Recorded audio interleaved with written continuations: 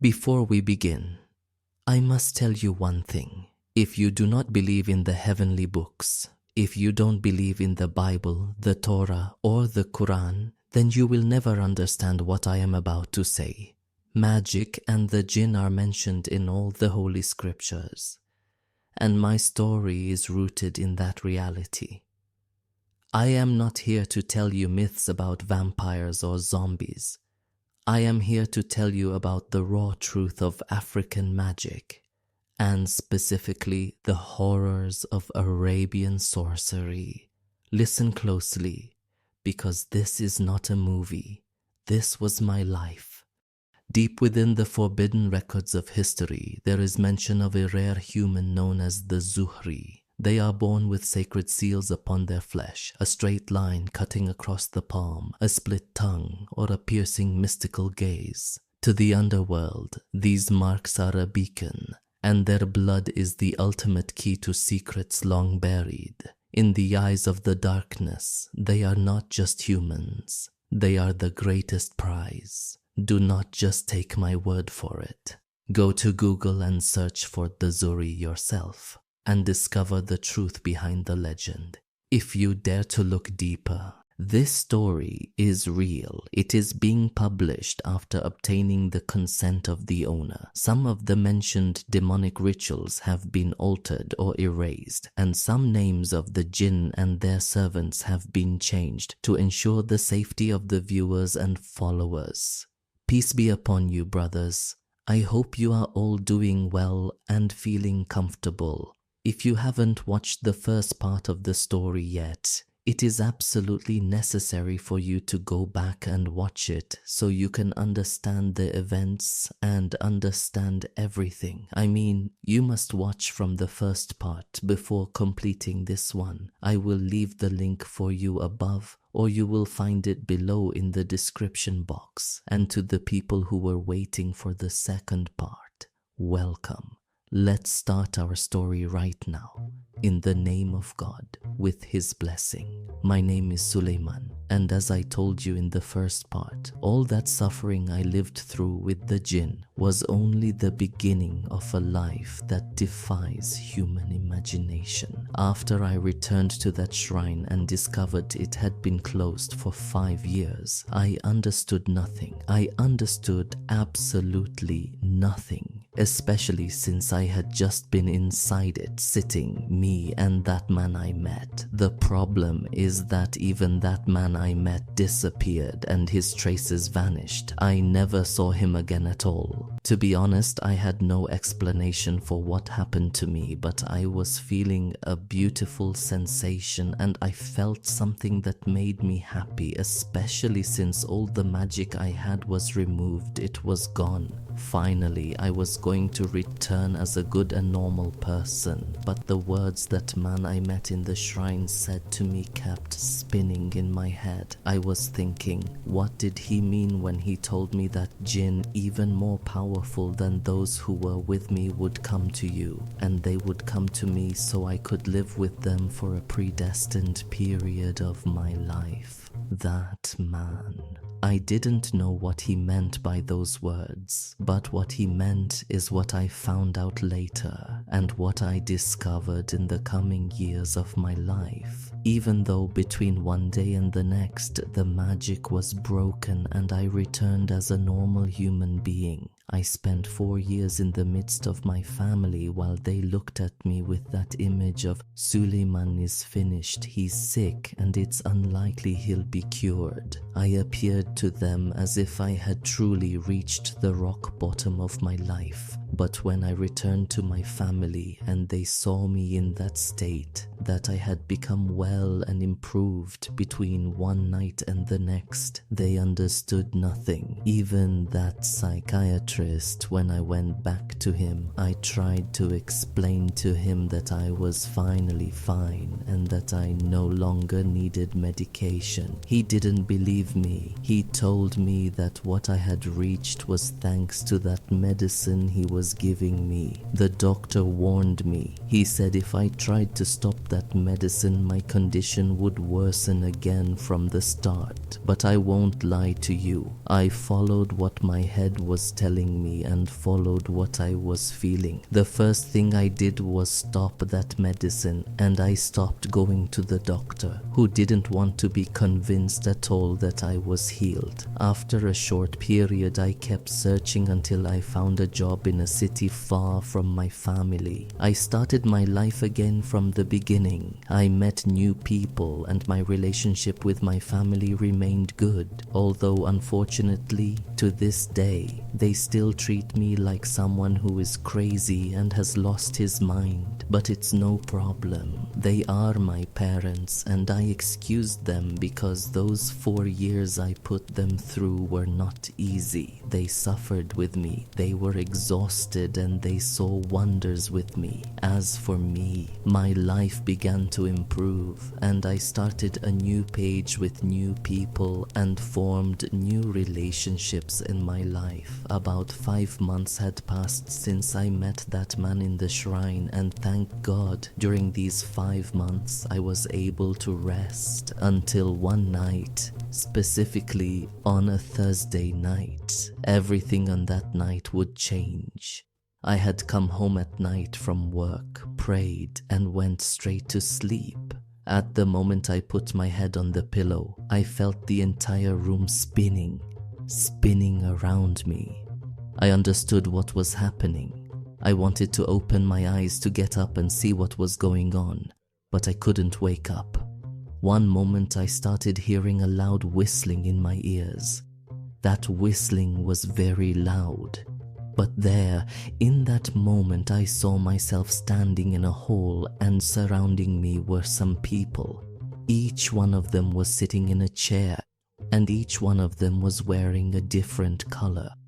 That dream appeared more realistic than necessary. When I tell you realistic, a person wouldn't be able to distinguish between whether it was real or just a dream. I mean, you couldn't distinguish. As I told you, there were 7 people surrounding me. Each one was wearing a different color and all of them were wearing crowns. They all had their faces covered. The moment I saw them, I knew they were the same jinn I had seen on the night I performed those rituals to open the door for them and communicate with them. However, this time, the matter was completely different. Each king of those jinn kings, who each wore a color, had a jinn standing next to him dressed in white, holding a candle of a different color. I want you to imagine this scene with me. 7 kings, and each king has a jinn standing beside him dressed in white, holding a candle of a different color. Naturally, at that moment, I was terrified and couldn't say a single word. That's when one of them spoke. The jinn who spoke was dressed in white and had a great majesty in his speech. He said to me, "You managed to rid yourself of the magic that was cast upon you. And since you were able to survive, you have succeeded in the test and shown us that you deserve to learn at our hands. We are the 7 kings, and we will teach you sciences that no one from mankind has been able to reach." And here, that jinn who was holding a staff struck the ground 3 times with it. At that moment, all those jinn dressed in white standing next to each king came forward and placed those candles they were holding next to me. They surrounded me with all those candles. Here, that jinn dressed in white continued his speech and said, "I am Shamhurush, and I open for you the door that will never be closed. The door that opens to you the secrets of the worlds. All of this is so you can learn at the hands of us, the 7 earthly kings." And here the flame of that candle became very strong beyond measure, to the point that I started feeling its heat. He said, From today, we will start showing you the doors of the earthly sciences, and we will even give you the key. All you have to do is open the door. When you open all the doors, that's when we will communicate with you and teach you the sciences that only the very few know. And from today, before you sleep, you must light the candles with the colors you see next to you, and we at that time will come to you and communicate with you. I lowered my eyes and kept looking at the candles and the colors. I found 7 candles, all in 7 colors: white, black, blue, green, red, purple, and yellow. I was looking at the colors of those candles and their shapes, which were strange, until at one point the flame of the candles began to grow more and more. I saw the flame surrounding me. I was very afraid, but I had nowhere to run. I felt my heart was going to stop, and in that instant I snapped awake. When I woke up, I found my hands burning and my heart beating fast. I felt that the dream I saw, I had lived for real, meaning I didn't just dream it. I sat in my place, thinking about what I had just seen, and I began to recall the words of that man I met in the shrine about those jinn who he said would come to you. Was he referring to these jinn I saw now? But the problem in this is that these are not just jinn, these are the 7 kings. A long time ago, I had read a lot about the earthly kings of the jinn, and I read a lot about Shamhurush, the jinn who resides in Morocco, who is one of the powerful earthly kings, and who has the jinn court where he judges cases between humans and jinn. But I never imagined that the day would come when I would meet him face to face. And on top of all this, he decided that he and the 7 kings would be the ones to teach me. Honestly, I didn't know what to do, but at the same time, curiosity was gripping me to learn at their hands. Especially since we are talking about the 7 kings, meaning not just ordinary jinn, but ones considered among the immortals who lived on this earth for a very long time, to the point that some of the books I read say that among them are those who lived in the era of our master Solomon, peace be upon him, meaning truly the sciences they have are ancient sciences that are nearly extinct among humans. I kept thinking about Shamhurush's words about how he would show me the doors of earthly sciences and give me the keys, and all I had to do was open. Even though his words seemed normal and simple, they had a great meaning and wisdom, because the entire world of magic moves with 2 basic terms: the door and the key. That is why the Aisawa, Ginyawa, Hamacha, and others have a term they say: gatekeeper, open the door. The door symbolizes many sciences and great hidden secrets, and the key symbolizes the way a person can reach those sciences. Shamhurush meant that he would give me the way to take all the sciences available with those 7 kings, and it would remain my choice whether to take them or not. But the question that was confusing me was, why did they want to give me all these sciences? We are talking about sciences that people spend years of torment just to take a little of them. But for me, why? Is it because I am a Zuhri? But even so, I had never heard of any Zuhri being given all these sciences by the jinn. Honestly, this was the question for which I found no answer. I kept thinking whether to light those candles as Shamhurush told me or not. I kept thinking and thinking until, after a while, curiosity started to take hold of me. The curiosity to know what these sciences he was talking about were, and how they were going to look. These sciences that the kings of the jinn have. Honestly, I won't lie to you. In that moment, the devil began to tempt me more, and curiosity grabbed me more, especially since it started to feel like this opportunity comes once in a lifetime, and that I shouldn't waste it from my hands at all. I must try this.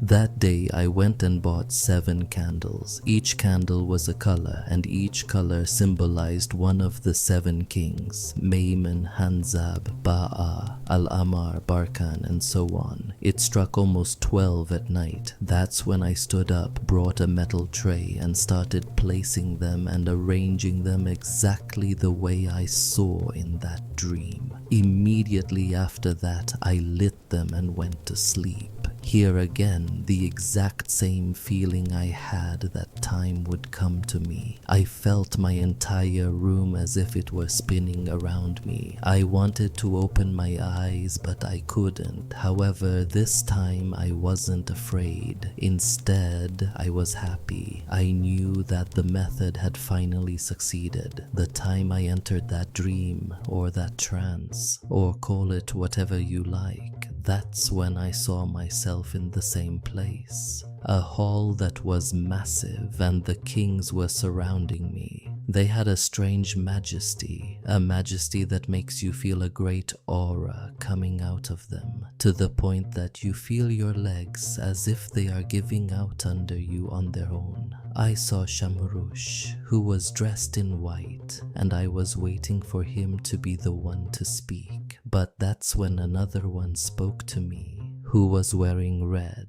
and this was Abu Mahriz al-Ahmar. Mahriz had a very thick, deep voice that made my heart tremble as he spoke with me. I felt my heart wanted to stop. Mahriz was holding in his hand a spear that was large and appeared to be made of a solid red metal like copper. But that metal appeared to be a strange metal and not copper. Mahriz said to me, "We will give you the sciences with which you can do whatever you want, but it will not be easy, because each of our sciences is considered a door to another world, and of course it has other abilities. To open that door, you will need to use its key. We are the kings of the mountains, the kings of the seas, the kings of the deserts, the kings of the forests and wastelands, and the kings of the 7 earths, the earths that have 3 doors, the door of wisdom and divination, the door of destruction and harm, and the door of healing and exorcism. Under each door, there are 1,001 doors. Enter through any door you want and learn any science you want, and if you open these 3 doors, we will teach you sciences in ways that few and rare people know. And starting from today, our servants will accompany you, and they are the ones who will help you until you open all the doors." Mahriz, in that dream, explained to me that the key to each door was human beings and the application of sciences on people, and that was the way the doors would open. The first door of the sciences I would start learning was wisdom and divination, the door ruled by Shamhurush and Barkan, wisdom that makes you listen to people and know what is going on inside their heads, and you can even hear the news circulating in their heads about you. You talk with the tongue of wisdom, and whoever hears you will listen and be influenced by your words. As for divination, it is the science that teaches you how to reveal a person's secrets, hear the whispers of their Kareen, and inform them of their past, and sometimes tell them things that might happen to them in the future.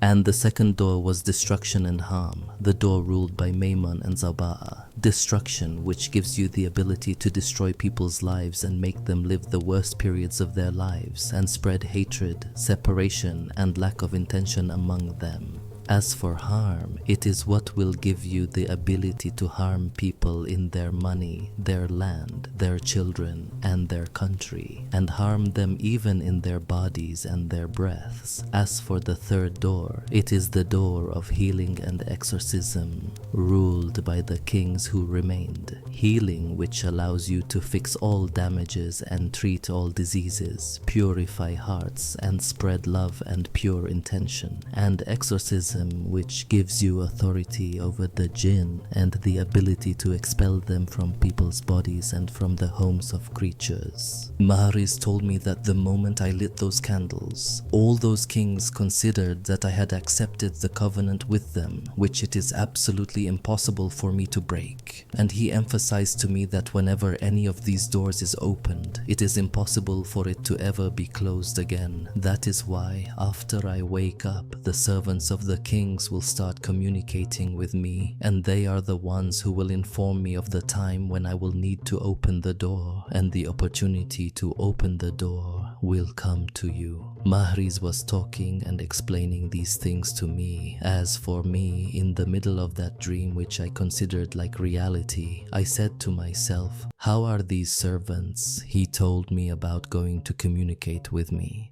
That is when Mahariz pulled out his red spear and placed it over my head. At that moment, I froze. I understood nothing. He said, you are Suleiman. Before anything, you are a Zuhri, and you are now under our hands. That is why we decided to communicate with you. As for our servants, since you are a Zuhri, you will be able to hear them, and with time, you will even be able to see them. In that instant, I snapped awake. I found myself drenched in sweat, and a shivering took over my entire body. A strange terror gripped me, and I had a feeling like many people were in the room with me. It was a very frightening feeling, to the point that at that moment, sitting in my room, I knew it was filled with jinn, even though I didn't see them, but I felt them.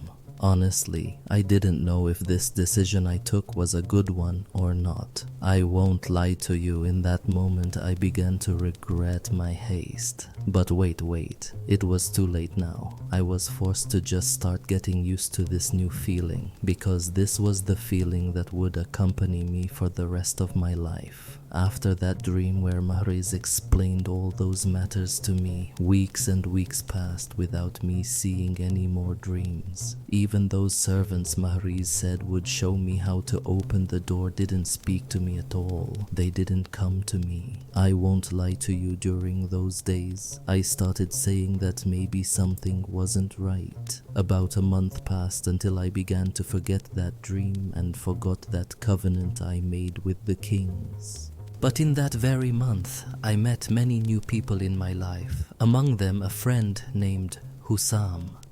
Hussam was my age, and a good friendship formed between us.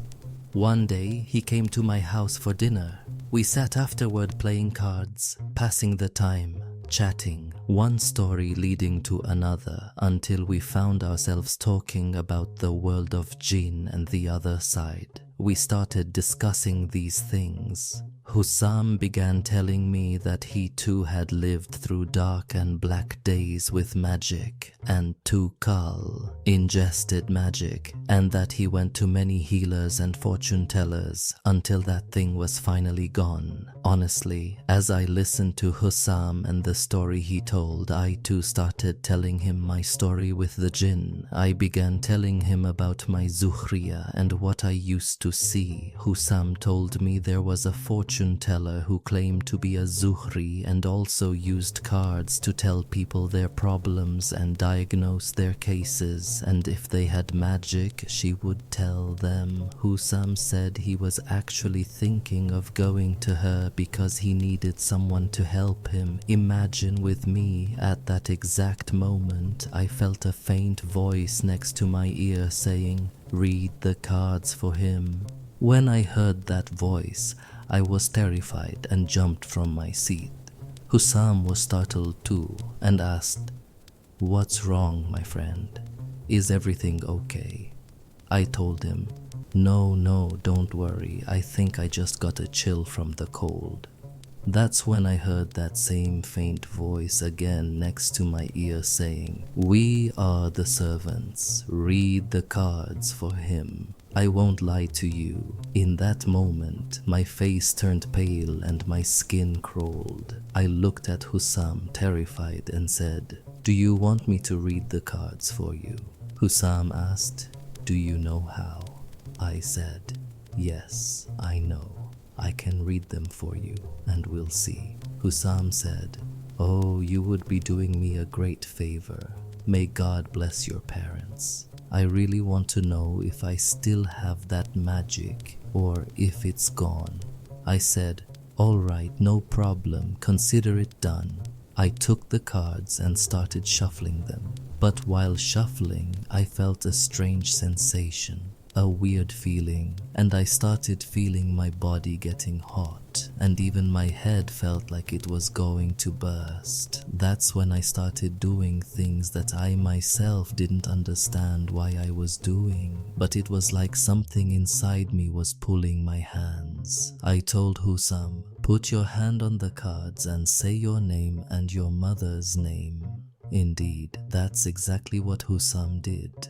That's when I started dealing the cards on the table. When I finished, I heard the jinn speaking in my ear. He was speaking and telling me what to say to Hussam. I was repeating what they were telling me word for word. Word for word, I told him. But the strange part was that I felt myself floating like I wasn't in my full consciousness. When I started talking to Hussam, I began telling him secrets about himself that he had never told me. I told him his entire story that happened because of magic and ingested magic. I even mentioned the name of the person who hexed him and how he did it. I mentioned things that even he himself didn't know. Hussam had never told me all this. He just sat there shocked, staring at me. Hussam asked, "And now, what should I do so I don't fall into this problem again?" I looked at him and said, "The cause of your trouble is that you don't pay attention to what you eat, and this makes it easy for someone to hex you. If you don't want this to happen again, you must only eat from people you trust." That's when I gathered the cards and told him what his cards said. But when I gathered them, I felt a massive weight in my hands and my head, as if I had done a huge amount of effort. The reason for all this exhaustion was that while reading the cards for Hussam, I was being possessed, because the jinn was the one inhabiting my body, specifically my head and hands. But I was unaware of this at the time. I'm just giving you the insight on things I learned later. As for Hussam, he was amazed by all this information I told him, and he was very happy because I revealed things to him that he himself didn't understand or notice. A few days later, Hussam invited me to go with him to his grandmother's for lunch. Honestly, I accepted the invitation. I met his grandmother who lived with him. She was a kind woman. We were eating until Hussam told his grandmother that I was a Zuri and had baraka, blessing, and that I could tell if someone was hexed or if something was done to them. When he said this to his grandmother, I honestly felt embarrassed and stayed quiet. You know how these topics are, I'm shy to bring them up, but Hussam spoke comfortably. To him it was normal because his family had lived through many circumstances with jinn and magic. They suffered with jinn and the world of magic, and they believed that jinn and magic were real. His grandmother looked at me and said, "May God bless you, my son. God sent you to us. For 3 days now, we have been finding water sprayed in front of our door. We don't know if it's just kids playing or if it's actually magic." At that moment, I told her, "Just rest, mother. As soon as we finish lunch, I'll go check it out, don't worry." I remember I was eating and at the same time thinking, how will I know what that is? Is it magic or just water? I didn't even bring my cards, and I didn't know how to summon the servants. They only come when they want, and if I wanted to buy cards or incense, the shops were far. I was eating and thinking when I heard that faint voice again next to my ear saying, "Just go to the door and we will tell you what is happening." When I heard that voice, I felt a massive shiver. I knew that the one saying this could only be one of the jinn servants. I still hadn't gotten used to them yet, so I was scared. Anyway, I quickly finished my lunch and went to the door. That's when I saw the traces of water. looking yellow, sprayed by the door again. Here I started feeling the same sensation that happened to me before. My head started to throb. That's when the servants began speaking in my ear, whispering what was happening. I started explaining to Hussam what that water was. Hussam's family had some disputes over the boundaries of a piece of agricultural land with some people. It reached the courts, but the court ruled in favor of Hussam's family. That's when those enemies began attacking them with magic and throwing it in front of the door. What I told Hussam left him amazed at how I could know this information. But what he didn't know was that I myself didn't understand. I was amazed at how I knew this. Of course, the jinn servants were the ones telling me. I was amazed and understood nothing of this new way of communicating with the jinn. I think you understand me, because this was all new to me too. Hussam hurried and explained to his grandmother what was happening. His grandmother then pulled out a bundle of money and brought it to me. She said, "Here, my son, take this." I said, "No, mother, it's shameful. No, there's no need. I really hadn't done anything." She started swearing, "By God, you must take it, my son. You've done more than enough." But what I was doing wasn't because of my Zuria as Hussam and his grandmother believed. No, it was because of the jinn inhabiting my body. I told you I didn't know this at first. Days passed and my friends learned about what happened with Hussam. So any friend of mine who had a problem with the other side would come to me. I would deal with them and solve their problems. Over time, those friends started recommending other people to me. My friends would tell people I was a Zuhri and worked only with my Zuhriya because that's what I told them. But as you know, and as I know, the truth was something else.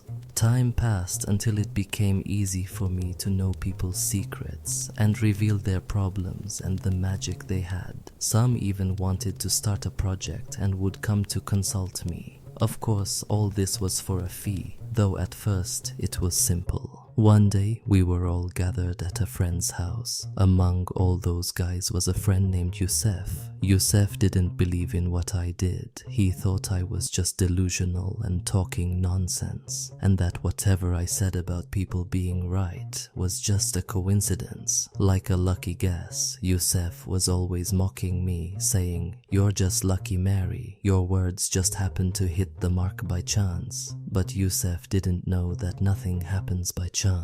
Youssef kept challenging me to know things about him. I refused, especially since he was my friend and was speaking mockingly with high self-confidence. I was honestly shy to embarrass him in front of the guys, so I said I wouldn't bother with him. But Youssef really overdid it and mocked me for a long time. That's when I started feeling my head tightening and my body heating up more than usual. In that moment, I didn't realize I was getting angry. I looked at him and said, "Right now, I'm not revealing secrets, but if you want me to harm you, you're welcome." Youssef laughed and said, "Welcome.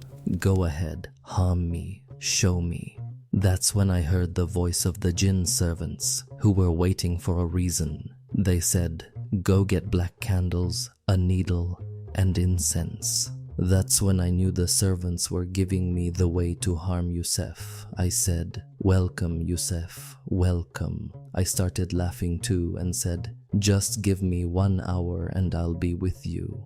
Imagine, in that moment, I left the house angry. I didn't seek refuge from the devil or anything. I didn't say God protect me or think he's my friend.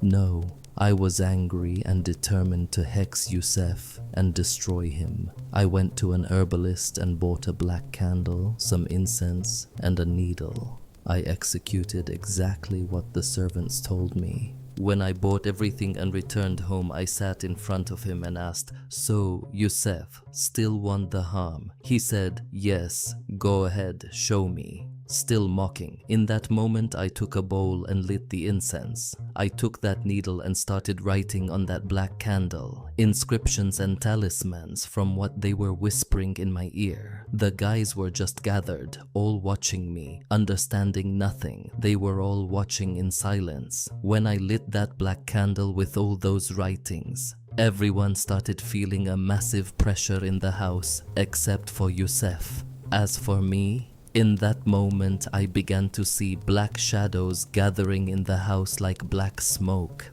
I looked at Yusef and said, "Give me a strand of your hair." In his extreme mockery, he pulled out a hair and said, "Here, welcome, show me." He didn't know that with his mockery, he gave me a hair, or rather a part of his body, which would make it easy for me to destroy his life. I took that hair and put it inside a paper where I had already written talismans. I folded the paper, took it and threw it into that bowl with the incense. It burned, and with the smoke that came out, I blew it toward Yusef. All the guys said they felt something happened, except Yusef. He felt nothing. When I finished those rituals, I blew out the candle, took my things and left the room. Honestly, I felt a huge guilt for what I did to Yusef, but this guilt and regret didn't come until after I had already done it. I promised myself it would be the last time I harm anyone, especially people I know. As for Yusef, that harm was just beginning for him because of his recklessness and hollow bravado. A few days later, Yusef fell gravely ill. He went to the doctor and found he had a lung infection. He spent long months being treated until he became just skin and bone. Besides that, he was preparing for his master's degree. He ended up dropping out and didn't finish.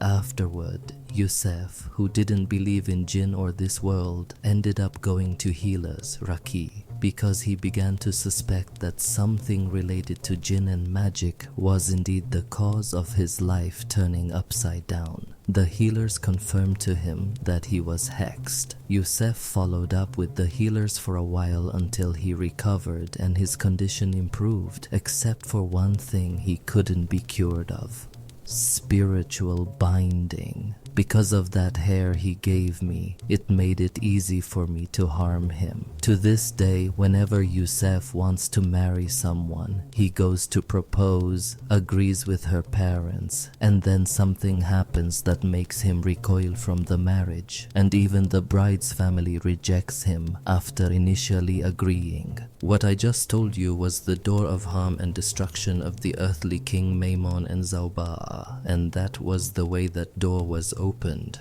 After that incident with Yusef, I received a call from a man I knew. This man asked me to come over because he had a case he wanted to show me to see if I could help. I said, "Yes, welcome, why not?" When I went to him, I found a man named Mohammed. Mohammed had a daughter, 17 years old. The girl was just starting her life, and between one night and the next, she changed completely. She didn't want to leave the house. Strange rashes appeared on her face, and her hair began falling out excessively, to the point they didn't know what was wrong with her.